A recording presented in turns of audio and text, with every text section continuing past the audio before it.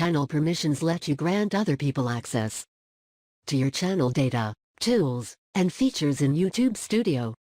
You can find this feature by going to YouTube Studio, then Settings, then Permissions.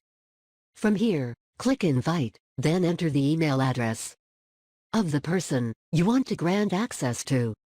Note, the email address you invite needs to be associated with a Google account. Then you can choose one of the access options. Managers can add and remove others and edit everything, but they can't delete the channel. Editors can edit everything.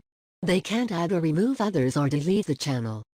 Limited editors can edit everything, but they cannot add or remove others, delete videos of the channel, enter into contracts, or see revenue information. Viewers can see everything, but can't edit anything.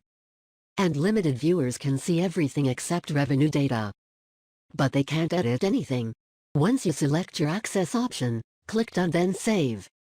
This will send an email with an invitation to access your channel.